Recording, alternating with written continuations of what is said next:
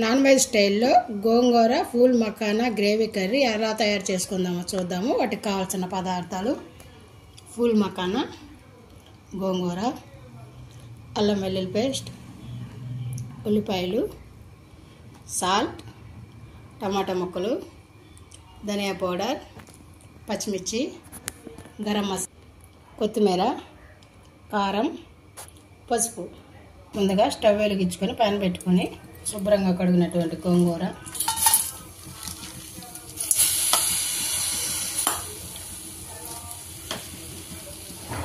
పచ్చిమిర్చి వేసుకొని అరకప్పు వాటర్ పోసుకొని మెత్తగా ఉడికించుకోవాలి.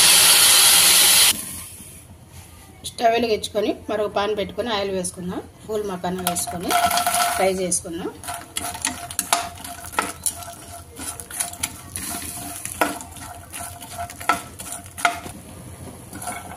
మకానా బాగా ఫ్రై అయ్యింది. చిన్న ప్లేట్లో తీసుకొని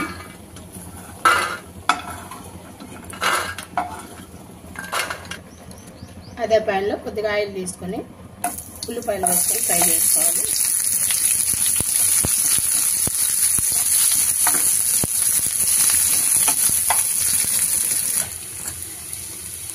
గోంగూర అంతా బాగా కుక్ అయిందండి. స్టవ్ ఆఫ్ చేసుకొని చల్లారిన తర్వాత మిక్సీ జార్లో వేసుకొని ఒక తిప్పు అలా తిప్పుకోవాలి. కొద్దిగా ఉల్లిపాయలన్నీ బాగా ఫ్రై అయిన తర్వాత కొద్దిగా పసుపు,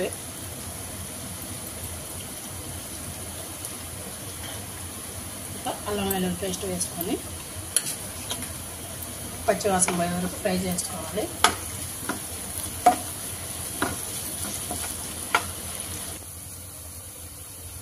అల్లం వెల్లుల్లి పేస్ట్ కూడా బాగా ఫ్రై అయిందండి. తర్వాత టమాటా ముక్కలు,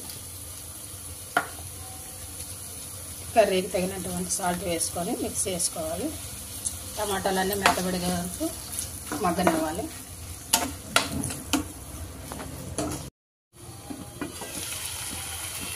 టమాటాలన్నీ బాగా మగ్గిపోయింది. తర్వాత కారం, మనం పచ్చిమిర్చి గోంగూరలో వేసుకున్నాను, ఉడకబెట్టుకొని చూసి వేసుకోవాలి. తర్వాత ధనియా పౌడర్, గరం మసాలా పౌడర్ వేసుకొని మిక్స్ చేసుకోవాలి.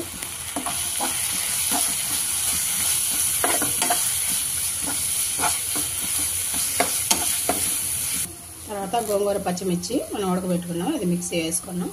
ఇప్పుడు ఇది కర్రీలో వేసుకున్నాం.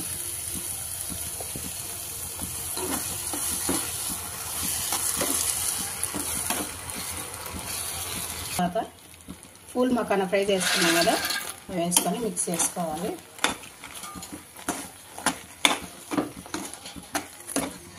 ఇలా అంతా మిక్స్ చేసుకొని ఒక టీ కప్పు వాటర్ పోసుకోవాలి. ఇలా వాటర్ పోసుకొని మిక్స్ చేసుకోవాలి. ఈ ఫూల్ మకానా వెయిట్ లాస్కి కూడా చాలా బాగా పనిచేస్తుందండి. అంతేకాకుండా పీచు పదార్థం దీంట్లో ఎక్కువ ఉంటుంది. వెయిట్ లాస్ కావాలనుకునే వాళ్ళు ఈ కర్రీ చాట్ రూపంలో కానీ కర్రీ రూపంలో కానీ ఇలా ఆకుకూరలు కూడా వేసి చేసుకోవచ్చు. ఇదంతా మిక్స్ చేసుకొని మూత పెట్టి మీడియం ఫ్లేమ్ పెట్టుకొని ఒక 5 minutes కుక్ చేసుకోవాలి. కర్రీ అంతా రెడీ అయింది. గ్రేవీ కూడా చిక్కగా వచ్చింది. కొత్తిమీర వేసుకొని కలుపుకొని స్టవ్ ఆఫ్ చేసుకుందాం.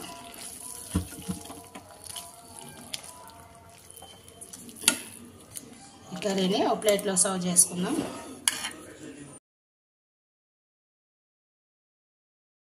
Non veg style gongura phool makhana gravy curry ready అయింది. మా ఛానల్ మీకు నచ్చినట్లయితే లైక్ చేయండి, షేర్ చేయండి, తప్పక సబ్స్క్రైబ్ చేయండి.